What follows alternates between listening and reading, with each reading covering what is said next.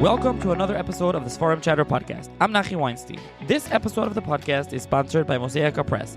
Check out their many titles, including The Paths of the Maral. For those interested in the Torah of the Maral of Prague, this work delves into the Maral's teachings with a clear translation and commentary. All those who value true Torah scholarship will find Paths of the Maral a treasure of Jewish wisdom and tradition, philosophy, and worldview. You can pick up a copy at your local Judaica store, or you can order from mosaicapress.com, and there's a link in the show's notes, and you can use code CHATTER, CHATTER, for 15% off, and that code works for all titles at mosaicapress.com. To sponsor an episode, you can find the link in the show's notes, or you can email me, sefarmchatter@gmail.com. You can also find a link in the show's notes to this Sefer Chatter WhatsApp community where I post new books, new Sefarim, book deals, and so on. And also, finally, if you can also please subscribe and rate the podcast, whether that's on Apple, 24/6, Spotify, and enjoy the episode, and wishing everyone a Freilich and Purim. Hi, everyone. Welcome to another edition of the Sefer Chatter podcast. On this episode of the podcast, I'm going to be joined by Dr. Roni Cohen, who is a postdoc fellow at Goethe University in Frankfurt, and he is publishing a book in Hebrew about Purim Parodies. This is something that he worked on his dissertation, and so we're going to be discussing Purim Parodies, specifically of Gemara, of Talmud, and we'll discuss more about what those were and who wrote them and why they wrote them and its popularity over the centuries. So thank you, Roni, for joining me. Thank you for having me. So let's start off. Tell the listeners a little bit about yourself and your background. Okay, so basically right now I'm a postdoctoral fellow at Goethe University in Frankfurt am Main in Germany. Mainly, I'm a cultural historian that deals mostly with popular Jewish culture in the late Middle Ages and the early modern period, meaning that most of my projects are circulating more or less around the 14th and the 18th century. And I worked on different stuff.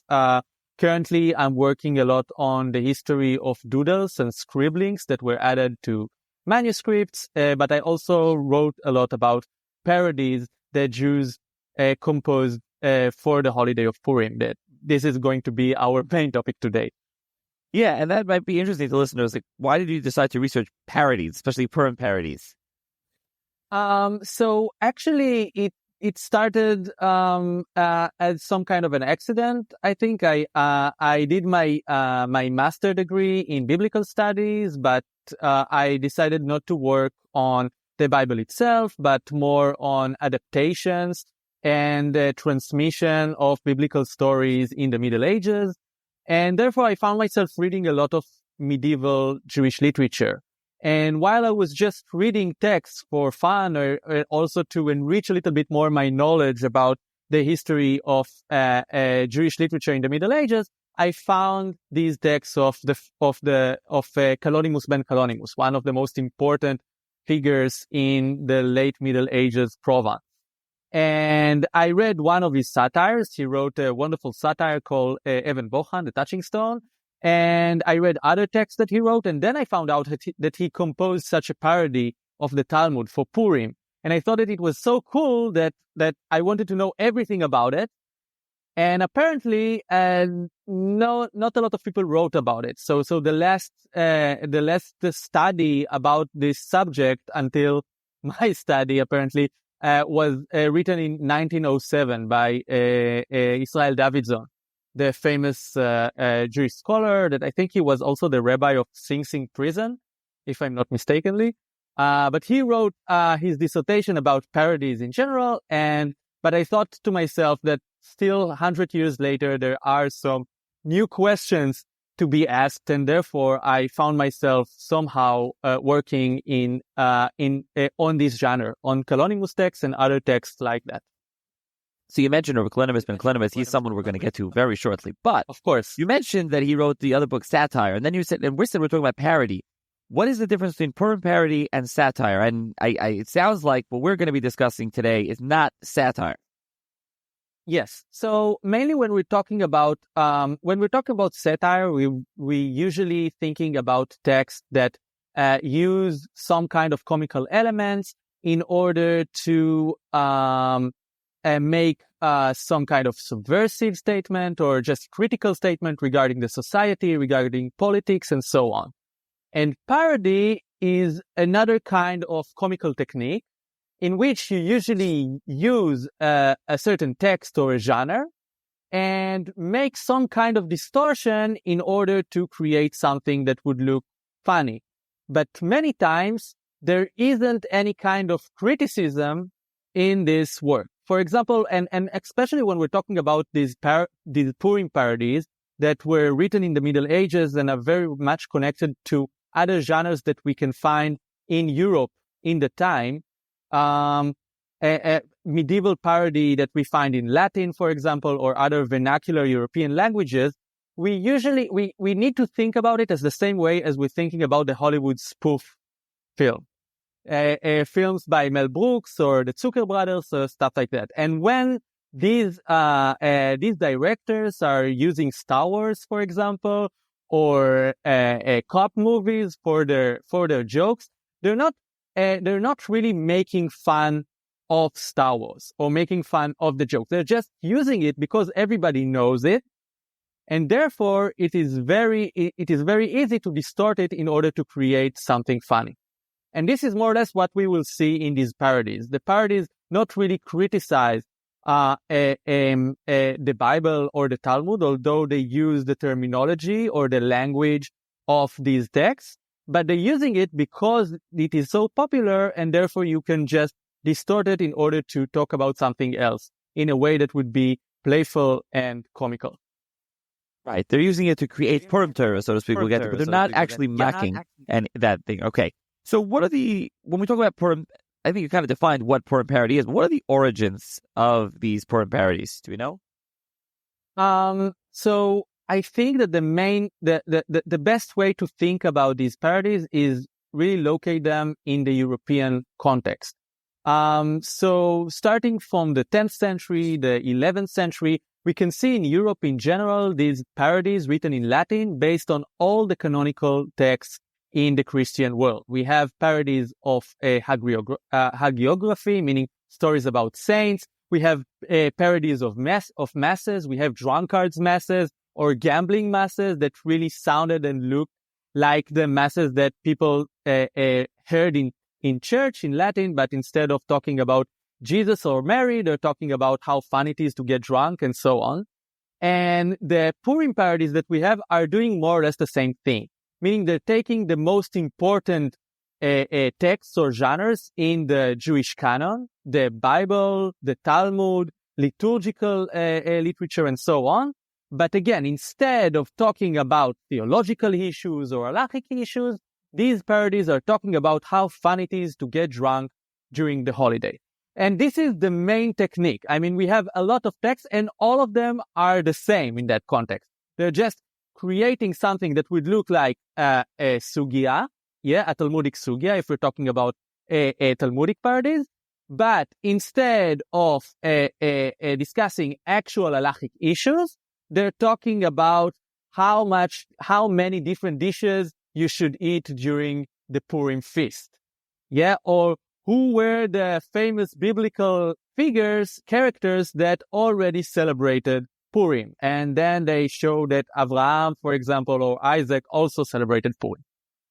But it's the same technique for all of these texts, and it's more or less the same technique that we will find also in Christian Latin parodies from the same time. Interesting. So were they influenced by the Christian parodies? Do you know? So we don't have any actual evidence of someone saying, I read this Latin parody and therefore I wanted to create something like that for my fellows in the Best Midrash or something like that. But we can think about it as some kind of shared culture. At the end, Jewish communities in Europe were still European communities. They lived in European culture. And in such culture, you have different kinds of cultural expressions in order to discuss about joy or fun or for different carnivalistic holidays. And therefore, it was extremely useful to use these techniques in order to create something that would be suitable for your own celebration. So this is more or less the picture as I think about it. It's not that Jews stole the genre; it was also their culture as well. This is the thing that you do if you want to create something comical for a specific holiday or a specific celebration. Let's turn to Rav Kalonymus and Kalonymus, his work Maseches Purim. Let's first talk about him, his biography, what we know about him before we get into the work itself. Yes. So as I mentioned a little bit earlier, in one word or two words, Kalonymus ben Kalonymus is really one of the most important figures in the late medieval intelligentsia in Provence. He was born in Arles, in northern France, and he worked a lot about philosophy, but he was also a Talmudic scholar. He moved from France to Barcelona, where he studied Gemara, he studied the Talmud, and then he moved to Italy as well. He spent some time in Rome, and he worked a lot as a translator. He translated a lot of texts, a lot of philosophical texts and medical texts from Latin to from Arabic to Latin, from Latin to Hebrew, from Arabic to Hebrew, and so on. And besides all of his work, all of his philosophical work, if you like, he also wrote a lot of literature, and his literature is very unique regarding the different kinds of genres that we have in medieval Judaism. He wrote a satire, which is called, again, Even Bochan, Touching Stone. I think one of the best pieces in medieval literature. You should all read it if you're able to read it in Hebrew. Also, one of the translations, there's also a very horrible Yiddish translation. You can read it as well. But basically, in this text, he describes, it's a very complicated text, but in the first half of the text, he describes all the problems with all of the people that is around him. And he moves from any kind of all the roles, all the main roles that you have in the Jewish community of the time. He talks about the poet, he talks about the philosopher, he talks about the biblical commentator, he talks about the Talmudic scholar, and he explains why all of them are bad. And he also pokes fun at himself. So he wrote this text that became very popular. He also translated from Arabic a text called Igeret Baalei HaChaim, the Animal's Tale, that is half a philosophical fable about the relationship between animals, the animal kingdom, and humans. And he wrote other texts as well. But I think that one of his most influential works was actually this Masechet Purim, a text that he wrote while he was in Rome, probably between 1324 to 1328. And this is the first parody that we have of the Talmud. Again, it's a text that looks like the Talmud, sounds like the Talmud. It contains materials written in Mishnaic Hebrew as well as materials in Babylonian and Aramaic. And all of these materials are dedicated to the celebration of Purim. Before we dive a little bit more into Maseches Purim, which is what we're here to discuss, you mentioned Even Bochan. Is that available for those you mentioned? Is those interested in reading it? Yeah, of course. It is available. If you like, I can send you a link. You can add it to the podcast later. I'll put it in the show notes. Yeah. Perfect. Yeah, that would be great. Yeah. Okay, great. So I'll do that. Okay, let's talk about Maseches Purim. So when did he write that? Do we know why he wrote it? So he doesn't really explain to us why. He doesn't really explain to us why he decided to write it. But we know that he wrote it between 1324 to 1328, in the time where he lived in Rome. And we know it because in some places in the parody, he really mentions things from his own surrounding, from the Italian atmosphere. For example, as I mentioned before, so he wrote a discussion, an halachic discussion about the different kinds of dishes that one should eat during the holiday of Purim. And he gives, of course, a list of 24 dishes. It has to be kafdaled seudot, right? It has to be like that, just like the 24 books of the Tanakh. And many of these dishes are Italian dishes. For example, one of the desserts there is macaroni that we know from Italy of the time. We have different kinds of pastas as well. So we know from that he probably wrote it for in Italy. And in other time, he also pokes fun on the Roman gambling habits. He talks about how much Jews like to gamble in Rome. So we know for sure that this is the atmosphere which this text was written. He doesn't explain why, but at the end, he says he has a colophon in which he explains that he decided to write this text just for entertainment, because such a text would not hurt you, but would not hurt your mind, but would just give you a good feeling, just like other kinds of texts. And he also mentions, interestingly, medical texts in the text that will give you the same impression or the same feeling. So it's really what you were saying before, which is, in general, we're talking about parodies, that it's the context of the time. That's, this is like what's going on. So he decides he's going to do this with a Masechta about Purim. I think that, for him, it was really the context of the time. And of course, that for a character like that again, had a lot of Talmudical knowledge, as well as philosophical knowledge and knowledge in literature, it's also a way to show off a little bit, right? Because in order to write a parody of the Talmud, you theoretically need to know the Talmud to some extent, because the main thing here is the ability to mimic the language and the structure of the original text. So it's a little bit like that as well. And it is interesting to mention that although Kalonymus was a scholar that knew his Talmud, he knew his Talmud pretty well, he didn't write any rabbinic text at all. Again, he wrote satires, he wrote philosophical treatises, he wrote a little bit of Musar, but he didn't write rabbinical discussions. He doesn't have any responsa. He wasn't a rabbi. He didn't write commentaries on the Talmud or something like that. So actually, this is the only semi-rabbinic text that this Kalonymus wrote. So if you have anything more to say about the style? I know you gave an example before. You were talking about what he talks about the dishes, but if you could talk more specifically about the style of the work, and also if there's one or two other examples that you can give the listeners. So basically, as I said, the main style in all of these parodies, all of the parodies that we're going to mention today, is more or less the same. Again, we try to imitate as much as we can the Talmudic text, meaning that we have Mishnah, we have after the Mishnah discussions about the Mishnah.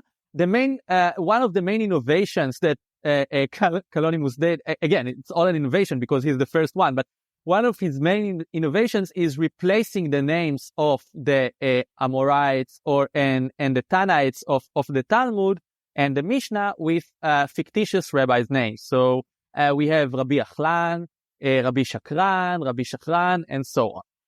So this is one of the things. And sometimes the claims that the different rabbis say in the discussions are kind of connected to their own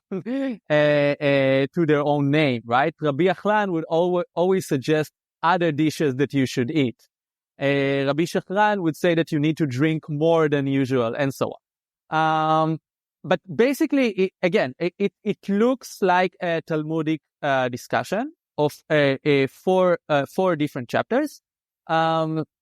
But something that is very unique to Kalonymus parody that we wouldn't see in later parodies is that Kalonymus really likes Agadah. Most of the parodies that we have of the Talmud focus on halacha. This is the main thing. They really like to do these halachic discussions about Purim and about getting drunk during Purim. This is what they think is funny.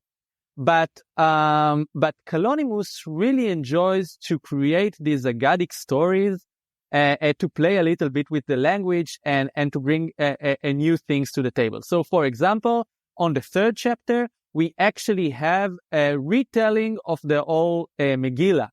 And it's very rare because unlike other kinds of comical expressions that we have connected to Purim, in Purim Parodies of the Talmud, we don't have usually discussions about the Megillah. We just have the rabbis and getting drunk. The story about Mordechai and Esther and so on doesn't exist. But in Kalonymus version, there is a retelling of the story. And according to this story, Haman, the villain in the Megillah, is actually a Talmid Chochem that is much smarter and much more polite than Mordechai, And at the end, he's being executed, not because he wanted to destroy all the Jews, but because two witnesses say that he stole, that he acted like a thief. And the names of these witnesses is Shakran and Kazvan, meaning that at the end of the story, Haman is executed according to a false testimony. Thing that is extremely radical, right? But this is one of the more unique aspects that we have in Kalonymus' work, and he also creates this Masei Chachomim. Yeah, he writes about different rabbis and also create fictitious agadas about them as well. So I think that this is one of the main characteristics that we will find only in this specific parody, only in Masechet Purim, and I think it's only one of the reasons why this specific parody is so much better literary-wise than the other parodies that we will see later on. It's much more creative, if you like, and daring much more than the others. How popular was Maseches Purim? So something, meaning how many manuscripts do we have of it? Oftentimes, but this is a manuscript, this is the age before print. If there were many manuscripts and many survived, then we'll know how popular it was. And is it quoted throughout the centuries? So how popular is this book? So mainly the first manuscript that we have of Masechet Purim, again, the text was written in the 14th century. The earliest manuscript that we have is from the 15th century. But we need to assume that there were earlier manuscripts. And later on, starting from the 16th century, after this parody is being printed, it is printed again and again, and also we have a lot of manuscripts. Generally, we have around 50 different manuscripts of this parody, which is quite a lot for such a text. And it was popular and was printed until the 19th century.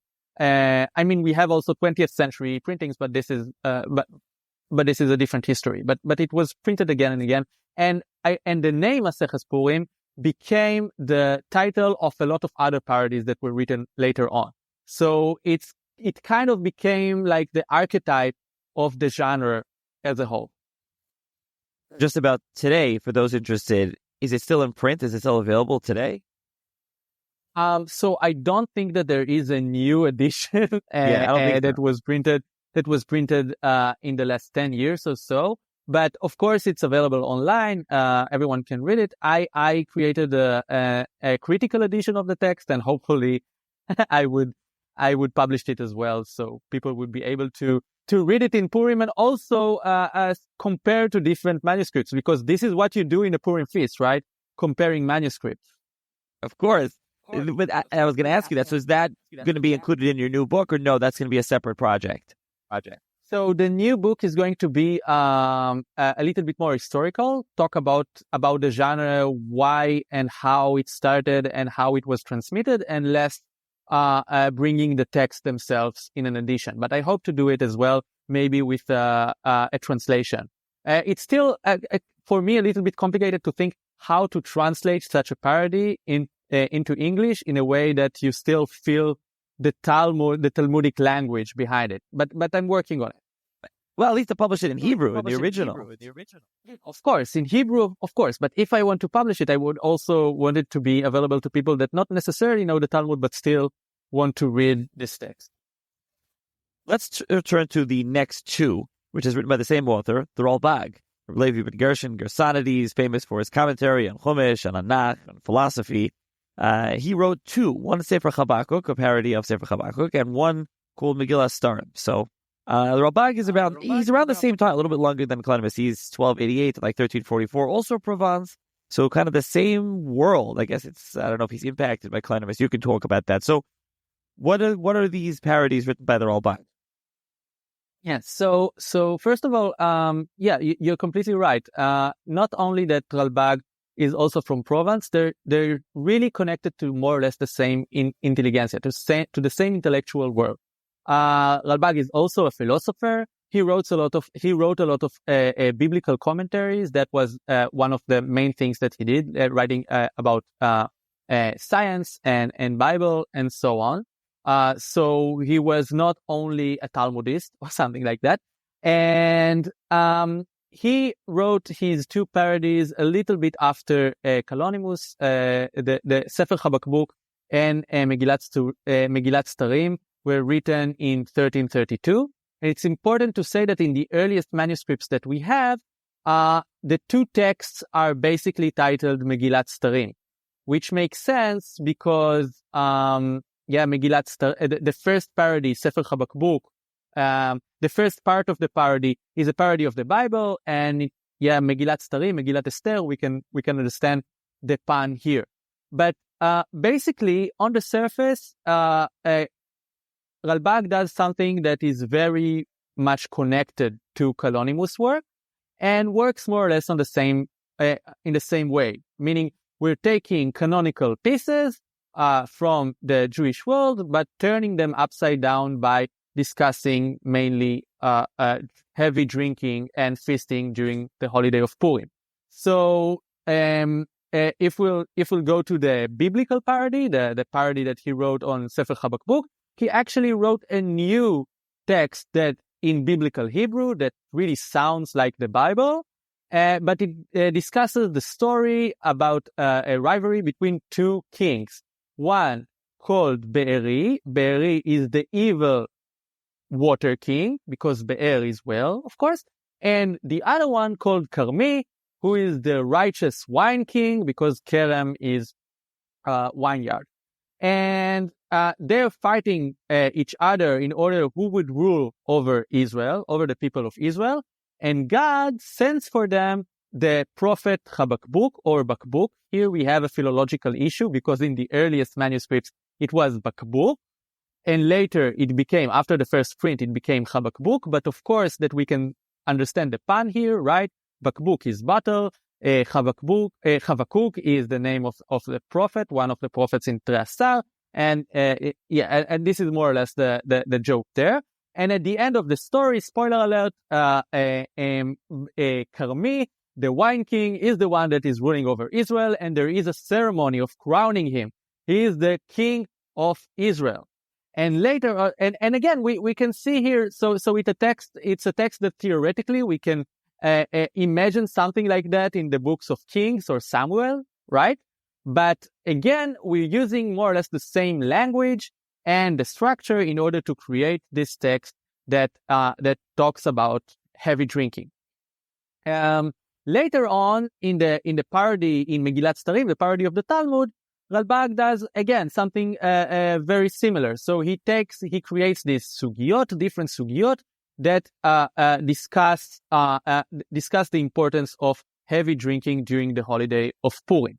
More than that, if Kalonymus really enjoyed creating his own new sugiot, Ralbag preferred to take quotations, paragraphs from the Talmud or from the Mishnaic literature, and just change the names, change some elements in order to make them suitable for Purim. For example, the first paragraph in Megillat Setardim is actually a parody of the first paragraph in Masechet Avot. So instead of the history of Torah Shebe'al Peh, Moshe kibel Torah miSinai, etc., we have here the history of the drunkard's Torah. Habakbuk kibel Torah miSinai ונתנה לכרמי ונתנה and so on. And then Noach, Lot, we have a lot of famous drunkards from the Bible that are taking a part in this history, in the history of the drunkard's Torah, until we get to the most important rabbi in Megillat Setardim, titled Rav Bibi.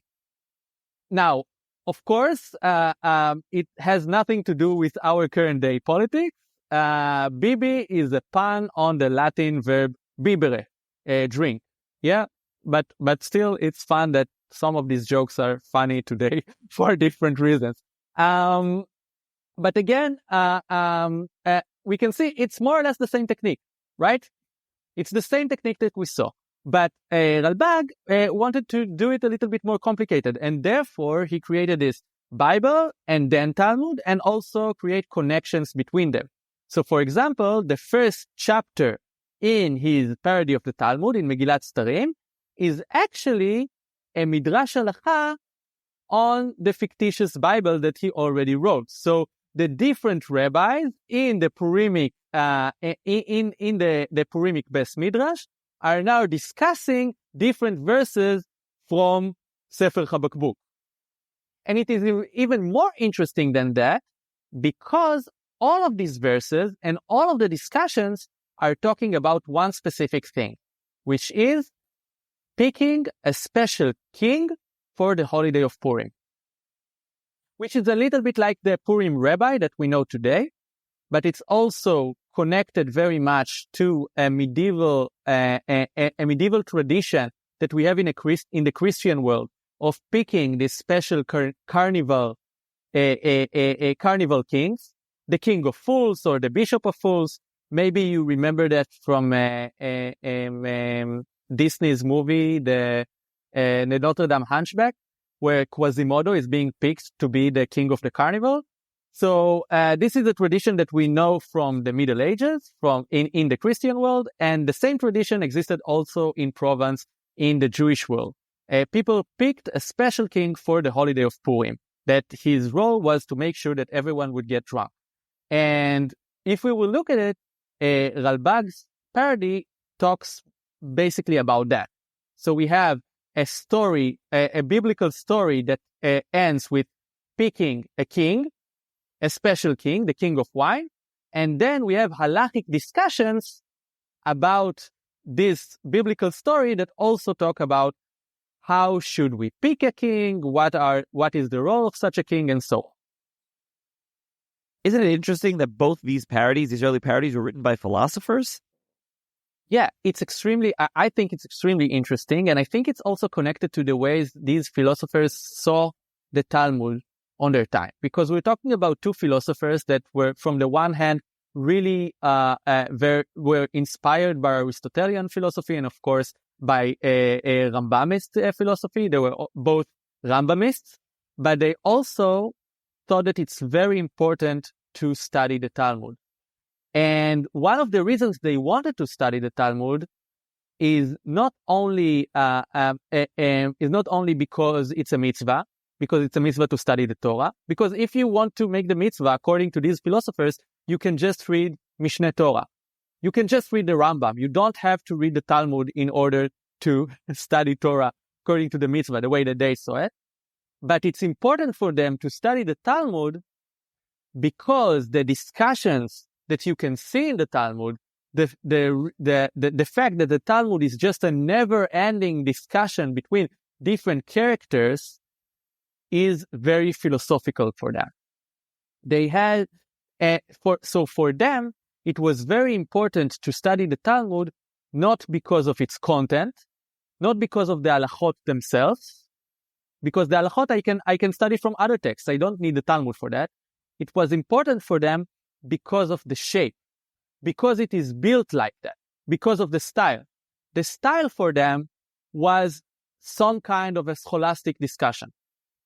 And for these people, therefore, if we're talking about learners that really focusing on the style of the text, it is not surprising that these learners would like to take this style and create something else that would look the same. Because what parody actually does, any parody takes some kind of a genre, use just the style, just the language, and replaces the content. This is how parody works. And this is what they do. They just use the style, the way that Talmudic discussions are constructed in order to create these new Talmudic discussions. And so really, stylistically, it's really patterned on the Gemara, or as you said in the Sefer, Habakbuk is patterned on Habakbuk. So do we know why Ralbag wrote either of these two books? I know we spoke about Kalonymus and Kalonymus, and we don't really know why. What about the Ralbag? So we don't know why he wrote it. We know that he wrote it because in one of the earliest manuscripts, we have a colophon with his name. But we don't know why exactly he decided to write this text.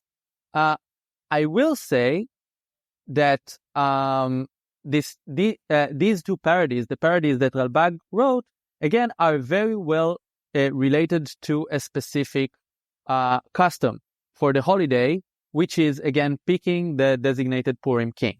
So I said that we see it in the biblical discussion. We see it also in the Talmudical discussion that uses the biblical verses, the fictitious biblical verses, again, to discuss the importance of picking a Purim king. And we can learn it even more by looking at the manuscripts, because the earliest manuscripts that we have of Megillat Setardim are all contain another text that comes after this parody. And this text is actually a series of askamot, of some kind of a contract, a fictitious contract, of course, between the people and the designated Purim king.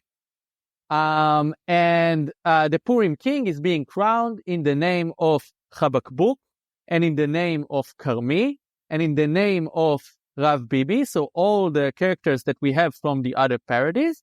And after he's being crowned, we have in this askamot a series of things, of obligations that the Purim king has to do, and how the people should treat him, and how he should treat his own people. And I think that if we read this text as a part of the parodies, and I think it's very reasonable to do so, because it comes always in the manuscripts after the two parodies, and all the same characters appear in all of them, we can understand that all of these texts were written by Ralbag in order to be a part of this specific custom of picking a Purim king. And again, it's a custom that we know from province of the time, and also we have the same customs in the non-Jewish world. These two works by Ralbag, what are their popularity in manuscript and in print? So actually, their history of transmission is very well connected to the history of transmission of Masechet Purim. Meaning, although we have a lot of more manuscripts of Ralbag than Masechet Purim before the first print, Kalonymus text and Ralbag's text were printed together in 1513 in Pesaro in Italy by Gershom Soncino, and later on they were printed again in the second half of the 16th century, and mainly they were seen as one big text, and we can see it in the transmission history of these materials in the manuscripts. Most of the copies that we have of Ralbag's parodies are come right after Masechet Purim by Kalonymus and Kalonymus. Sorry, Masechet Purim. Sorry, we have first Ralbag in these codices, and then Masechet Purim, but they are almost all the time copied together. I think that from the 50-something manuscripts that we have, around 40 of them include both texts, Kalonymus and Ralbag's parodies. And in later editions, they also were seen as one big parody. People thought of them as one piece. Who are the intended audiences of these parodies? That's a great question. So I remember that many times when I presented these materials, and still when I present them today and bring some quotations and hope that some of the people in the crowd would laugh a little bit and find it funny, I have questions afterwards. But who were the people that were actually able to understand these jokes? I mean, you need to know a lot of Talmud theoretically in order to understand all the references that appear in these texts. And I can understand this tendency, especially because when we're reading the parodies, and especially the earliest parodies, meaning especially the medieval parodies, we see that they are very complex. I mean, there are a lot of references there. Both Kalonymus and Ralbag really knew the Talmud and knew how to work with these materials. But it doesn't necessarily mean that the audience needed to know all the things that Kalonymus and Ralbag know in order to participate in the joke. Because mainly, we need to remember that all of these texts were meant to be read only one time a year. It's not a text that you read during Shabbat or, I don't know, in the middle of the week when you're bored or something like that and you want something funny. It's a text that you read only during the holiday of Purim as a part of the celebration. In the case of Ralbag, if you'll agree with me, originally it was needed to be read during this crowning ceremony, this specific crowning ceremony. So it means that it's not just light entertainment, it's a part of the ritual. It's part of the rituals that you have for the holiday of Purim. And therefore, we need to assume that the audience of such a text was relatively heterogenic. Not just people that knew the Talmud by heart, but people that knew more or less how a Talmudic text sounds like, and they knew that right now they are participating in a feast, and therefore it's logic for them to hear something that sounds like the Talmud that discuss the holiday of Purim. You don't necessarily need to understand all the jokes in order to laugh and participate. You just need to know how a Talmudic text sounds like and the fact that now you are listening or reading a parody of such a text. So it's a pretty heterogenic audience, and we know later on, if we see some of the manuscripts that we have, we see that many of these manuscripts were copied by young students, people at the age of 13, 14, just starting to study the Talmud in very early stages, but still, for one reason or another, decide to copy for themselves and their friends such a text. Maybe to show off, again, to show that they know the Talmud so good so that they can understand the joke about it. But again, it doesn't necessarily mean that they understood all the jokes that exist in the text. You mentioned that you give speeches and you say some of the jokes. I don't know if you want to say some of them here and tell the listeners, also give them some concrete examples. Yeah, so I'll give one that is very interesting because you can find it. It's a Mishnah. It's not a Talmud. But it's just very simple, and it's very cool because we have the same joke that on Kalonymus and on Ralbag's text, but each one of them is using it very differently. So there is we have two fictitious Mishnahs, one in Maseches Purim and one in Megillas Setardim, and in both of them we have the word, the sentence, Chayav Adam lesameach et ishto bepurim. Yeah, man must make his wife happy during Purim. And of course, now there is a question, what does it mean, lesameach et ishto? We can assume that lesameach et ishto is probably, has some kind of a playful, even sexual meaning in it. And it's okay, lesameach. But in the case of Kalonymus, he says, Chayav Adam lesameach et ishto bepurim, ubema lesameach, b'ma'achalim. Yeah, with food. Yeah, this is how you make your wife happy. So Kalonymus took this fictitious Mishnah. He wrote this fictitious Mishnah. He gave again, like this playful sexual meaning, and then moves away to something that is a little bit more polite, right? Moves away to food. In the case of Ralbag, it says so. So Chayav Adam lesameach et ishto bepurim, וכל שכן את אשת חברו. And that's it. I wouldn't say anything else. But I would say that this is the most extreme thing that you can see in such parodies, because mainly these parodies are very, very polite. We have a lot of puns, again, puns based on biblical quotations, a lot of discussion about drinking, generally, a little bit of gambling here and there, but not a lot of other things. Meaning that we need to remember that even Ralbag and Kalonymus, and later on in other parodies, none of these people used their best materials for these parodies. I mean, it wasn't really important for them to make the most funny text ever written, or the best parody ever written. They wanted to write something that would be suitable for this specific occasion, for the occasion of the holiday of Purim. But the Chayav Be'eshet Chavero, it's really, I mean, it's one of my favorite there. Do we have any parodies of Maseches Megillah itself? For example, the famous Gemara Megillah, Kam Rabba Shachtar Rav Zera. Rabba went and he got drunk and he slaughtered Rav Zera, then he brought him back to life. Do we have things like that in these texts or no? Not exactly. It's interesting. I'm currently working on an article about a very weird a part of Masechet Purim in Kalonymus, where he decided to make a parody of Agadot HaChurban for Tisha B'Av. Yeah. And he tries to explain why the story about Kamsa and Bar Kapsa is actually about stealing a Mishloach Manot.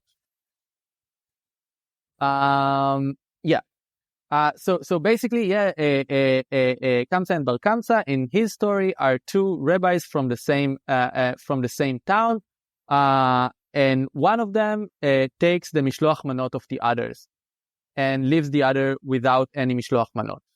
And this is the reason why the temple was destroyed, according to Kalonymus ben Kalonymus. So here we have some kind of a parody of a very well-known legend, and it's even more interesting that it takes one of the most tragic aspects that we have in rabbinic literature and turns it upside down.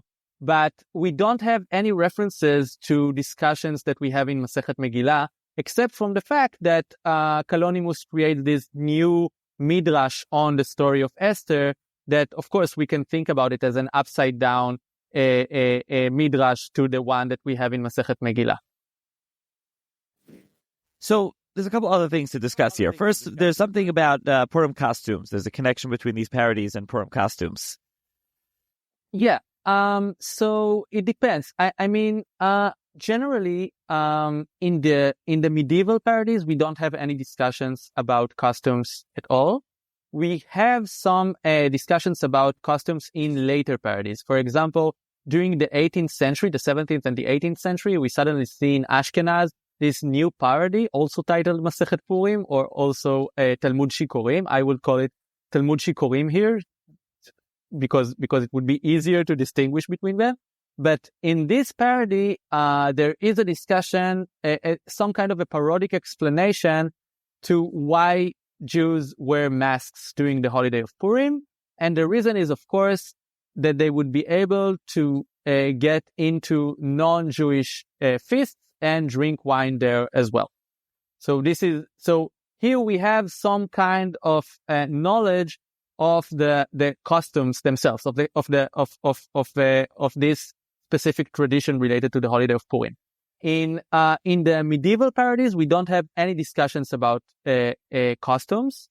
In other places, in Evan Bochan, Kalonymus does talk about costumes. I think that he is the first one that's talking about the habit of cross-dressing during the holiday of Purim. He talks about it in Evan Bochan.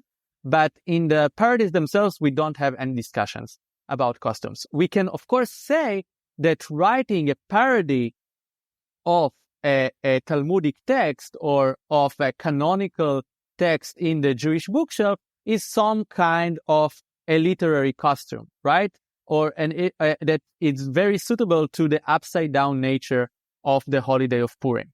So it's not only that we're dressing up, we also create texts that are also dressed up as canonical texts, as the Talmud, but they're actually something completely different. So in that aspect, we can say it, but it's hard to point on real knowledge about this costume in the early parodies that we have. So these medieval parodies, and then we'll move on to a little bit of some later parodies, but these medieval ones, what was the reception of these? I mean, I know you said there were many manuscripts and they were popular in that sense, but what was the overall reception to the parodies? So mainly until the 17th century, these parodies, again, were extremely popular. We cannot say, we don't have a lot of discussions about them. but we have other texts that were written in Provence and Italy that tried to imitate them. And actually Kalonymus really started this genre. And this is why I said, when I first discussed Kalonymus, I said that he was very influential and he wrote very different kinds of literature. But actually, his most influential piece of literature is his parody, because this is the only piece of literature that Kalonymus wrote that started a whole new genre in the Jewish world. Because after Kalonymus, people started to write these parodies. Before that, we don't have any kinds of parodies written like that. So in that aspect, we have a very good reception. Of course, they were found in many manuscripts. And again, they were printed in first in 1513, which is very early, I think. And later on, one more time in Venice during the 16th century. So twice in the same century. It's pretty rare for these kinds of texts. And we have a lot of manuscripts. Again, we have more than 50 manuscripts of these texts, most of them in Italian script. They were extremely popular in Italy, in northern Italy, but we also have a lot of Ashkenazi copies of these parodies, as well as Sephardi and even Persian one. And because these parodies were written in Hebrew and Aramaic, it was very easy to spread them around from community to community, because you don't need to know, okay, you have Rav Bibi, which is a pun on Latin, but basically you don't really have to know the vernacular of the author in order to understand most of the jokes. So, or they understand the spirit of the parody. So therefore, these parodies became very popular in different communities. And we have other parodies that were written in the same spirit also in different communities, in Ashkenaz, as well as in Egypt. We have some parodies like that found in the Geniza. All of them are written in the same nature. So basically, I would say that the transmission of this text was extremely positive until the 17th century, and it became an inspiration to other texts, and people probably read it or parts of it during the Purim celebration in different communities. We're going to get to the hostility shortly, but what role, if any, did these parodies play in the actual Purim celebrations? So it's a great question, because we don't have a lot of pieces of evidence that really describe how such texts were read. But from the pieces that we do have, we can understand a little bit that they were a little bit more multifunctional, meaning there is something there is something a little bit tricky with thinking about Purim textual Purim traditions in general, because we have, for example, the feast, right? One of the four mitzvahs of Purim is conducting a feast. But we don't really know what kind of materials you need to read or perform during the feast, right? We have this dead time when we know, okay, so you need to say the bracha at the beginning, and you need to eat, and of course there's this discussion how much you need to drink. But what exactly are you doing during this feast? And we know that in different communities, these feasts included, of course, the halachic feast and also later feasts, because we have the halachic feast that you need to conduct during the day, but then you have the after parties feasts during the night. These feasts included also different kinds of performative acts. So people gave droshes for Purim, or did Purim Toire, or sang songs. Many times we have songs in vernaculars, in Provençal, in Yiddish, that were probably performed also during the feast. And one of these things, one of these aspects, one of the texts that you would be able to read in such a feast is these parodies. And this is very apparent after their printing, after the first printing, because also what we see in the first printing is that the discussion about the Purim king that was so important for Ralbag kind of disappears. We don't have the askamot that appeared in the early manuscripts. Soncino decided not to print them. And instead, we have these two parodies that are mainly highlighting the importance of eating and drinking. So you can imagine that during the feast, people are reading these comical texts about how fun it is to feast during the holiday. Yeah, so it's very much connected to that. Later on, and we will get to that, when some people have problems with these parodies, we know from their discussions that the main problems are that these texts are being performed during the halachic feast. So this is more or less the content, the context of these materials. I think let's go there now. When does this rise in hostility start? Who starts it, and what is the pushback on these parodies?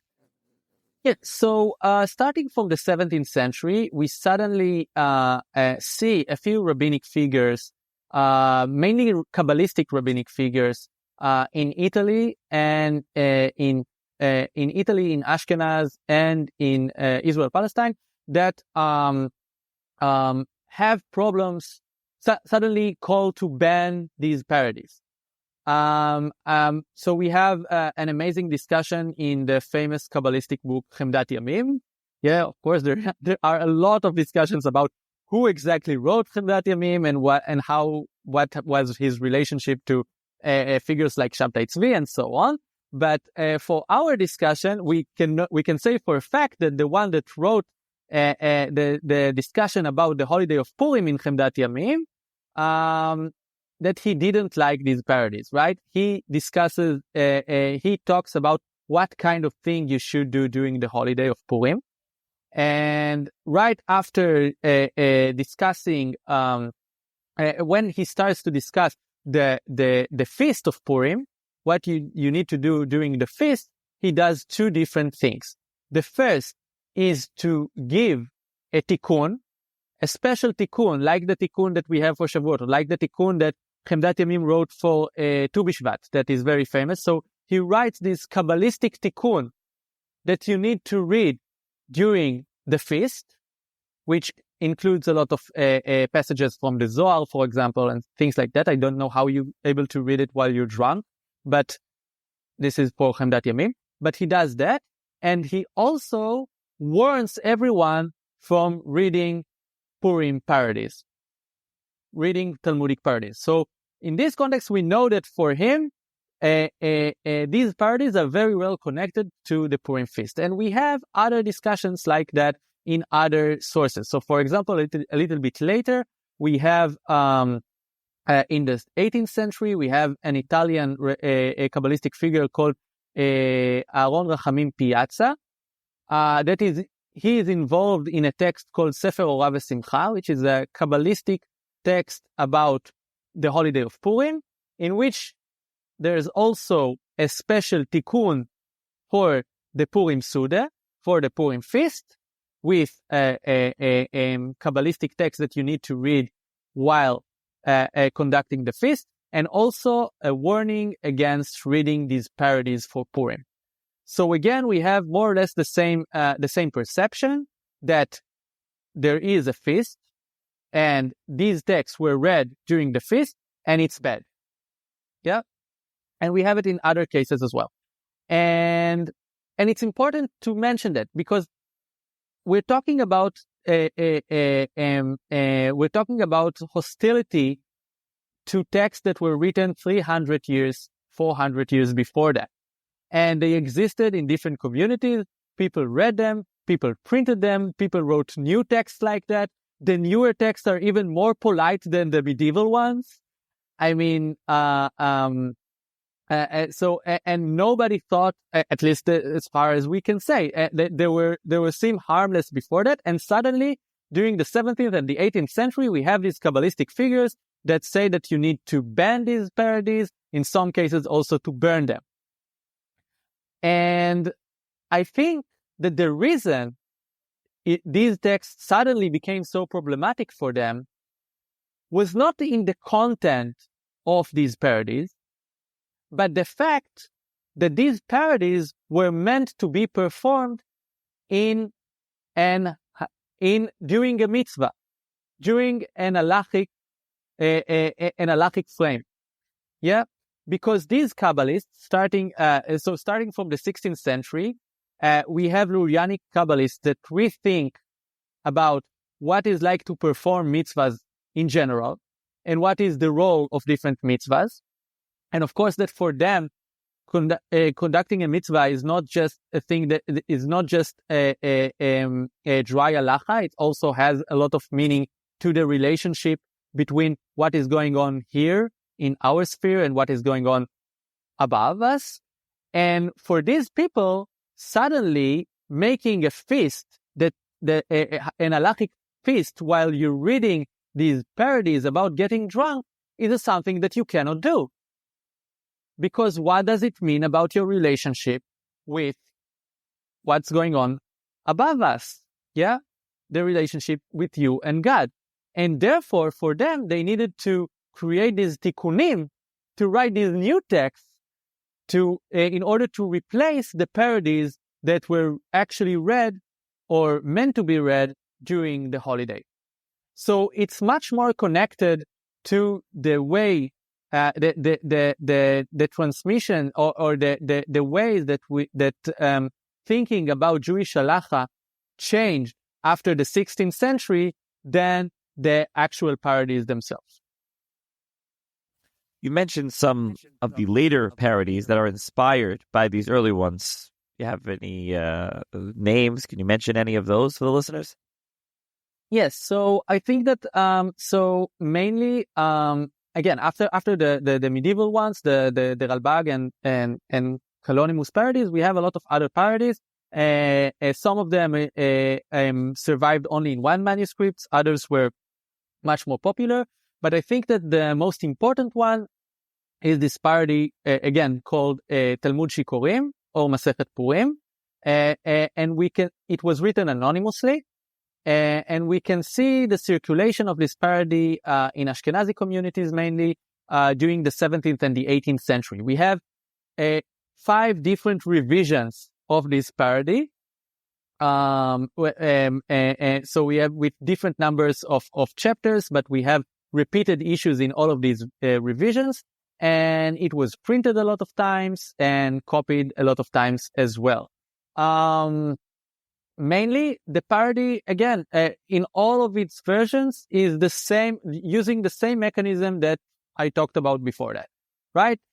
We have Mishnah, we have Talmud, texts in Aramaic and Hebrew, but all of them are discussing how fun it is to get drunk during the holiday.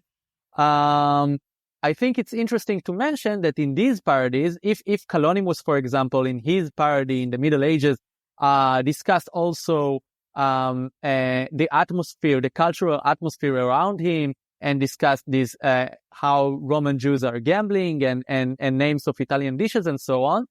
In the later parodies, we basically almost don't have anything that connects them to a specific culture.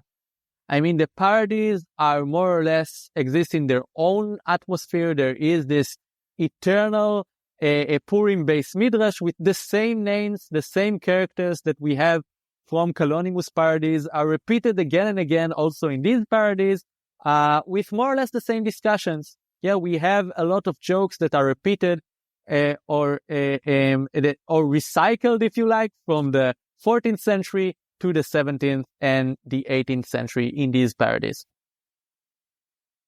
Okay, so I'll link in the show's notes to a number of these, whatever you said to provide the links, I'll put them up. And we were talking before about parodies today. There still are some parodies today. There are some parodies not even Purim related. There was the Masechtas Trump and Masechta, there was COVID. There was all these other ones that are going, and I'm sure I'm forgetting a bunch more. Our listeners will be like, oh, you forgot this, that, and the other one. There are these parodies that go around. So it still exists to a certain extent, even if it's a little different. Yes, I think that, so mainly if we're talking about the history of Talmudic parodies in general, we need to distinguish between 2 different time periods. So from the 14th to the middle or the end of the 18th century, we can talk about these traditional parodies that, again, the most important thing about them, that all of the discussions there are just about getting drunk or eating during Purim. Meaning that we wouldn't find any kind of discussions about getting drunk in general, for example, or just gambling in other days.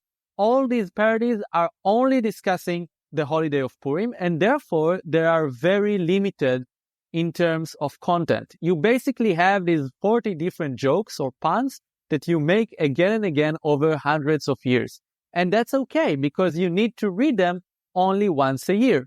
They're a little bit like piyutim, right? Like piyutim for Parashat HaShavua. So you write a new piyut for Parashat HaShavua. Of course, you want to be creative, but still you have limited options of themes or terminology that you can use. So this is more or less the same thing, but with parodies. And this is connected to the history until the end of the 18th century. Now, starting from the end of the 18th century, or a little bit before that, we start to see different kinds of parodies. These parodies, although they're also based on the Talmud, refer to other things. Many times they are a little bit more satirical. They can refer to current events. We have Maskilic parodies, for example, that are satirical in nature. We have other parodies. We have the parodies written in the first 20th century by Ashkenazi Jews that came to the U.S., a parody like Masechet America, for example. And all these parodies, again, are not connected just to the holiday of Purim. They're discussing different events. And even if such parodies are printed in order to be spread during the holiday of Purim, they are much more connected to the ways that we think about humor. So that humor needs to be connected to a certain time and place, that it needs to be satirical sometimes. The basic technique is just taking the world of the Talmud and put it in a new context that is connected to the 20th century and so on. And it's very different than the parodies that you'll see before that. Every time I present these parodies, I have someone in my crowd that wrote a parody like that in his yeshiva. And they always say, but the things that you're presenting here is so different, because every time we wrote a parody, we wrote about our own rabbis and our own friends. But here we don't have anything. These parodies are not connected to the world of the people that created them. And that is correct, because for them, it was something that is really connected to the ritual, text that needed to be read during the holiday, and therefore need to discuss only the holiday. And today it is a completely new spiel. Okay, so hopefully this was interesting and enlightening for the listeners, and you can learn about something new Purim related for this Purim. And for those interested in reading this on Purim and checking it out before Purim on Purim, there'll be a link in the show notes. You can check that out, and you can read it at your Purim Suda or not. So thank you, Roni, for joining me to discuss this, and Freilichen Purim to everybody. Thank you so much. Freilichen Purim.